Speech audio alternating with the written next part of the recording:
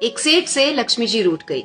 जाते हुए बोली, मैं यहाँ से जा रही हूँ, अब मेरी जगह नुकसान आएगा, तैयार रहना। जाते हुए मुझसे कुछ मांगना चाहते हो तो बोलो। सेठ बहुत समझदार था, बड़ी विनम्रता से बोला, नुकसान आ रहा है माँ, आने दीजिए, बस जाते हुए वो ये वरदान दे जाइए कि मेरे परिवार में सब आपस में बहुत प्रेम से रहें। लक्ष्मी जी मुस्कुराई, तथास्तु कहा और वहां से चली गई। उस सेठ की 4 बहुएं थी। कुछ दिनों बाद सबसे छोटी बहू खिचड़ी बना रही थी। उसने खिचड़ी में नमक डाला और अपने काम में व्यस्त हो गई। तभी दूसरी बहू आई, उसने खिचड़ी को चखा नहीं, उसमें नमक डाला और वो भी अपने काम में व्यस्त हो गई। ऐसे एक एक करके तीसरी और चौथी बाकी की दोनों बहुएं आई, ना कुछ जाना देखा, खिचड़ी चखी नहीं और खिचड़ी में नमक डाला और डाल के चली गई। रात को सबसे पहले सेठ खाना खाने बैठा। जैसे ही उसने खिचड़ी का एक चम्मच लिया, उसे महसूस हो गया कि इसमें बहुत ज्यादा नमक है और तुरंत समझ में आ गया कि नुकसान आ चुका है। किसी से कुछ नहीं कहा, चुपचाप खिचड़ी खाई और चला गया। उसके बाद खाना खाने की बारी आई बड़े बेटे की।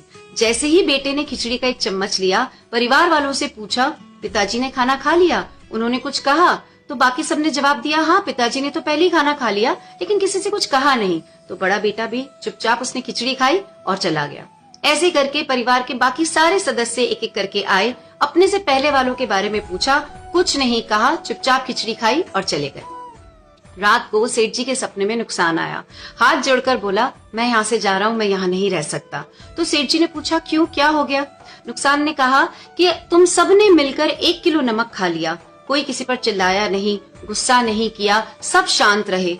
जिस परिवार में इतनी सुख शांति, आपस में इतना प्रेम हो, मैं वहाँ नहीं रह सकता। समझने वाली बात यह है कि जिंदगी है तो उतार चढ़ाव, सुख दुख, फायदा नुकसान सब चलता रहेगा। जिस परिवार में आपस में लोगों में प्यार है, सुख शांति है, छोटों में आदर और बड़ों में बड़प्पन है, उस परिवार का कोई भी नुकसान, कोई भी आपदा कुछ भी नहीं बिगाड़ सकती।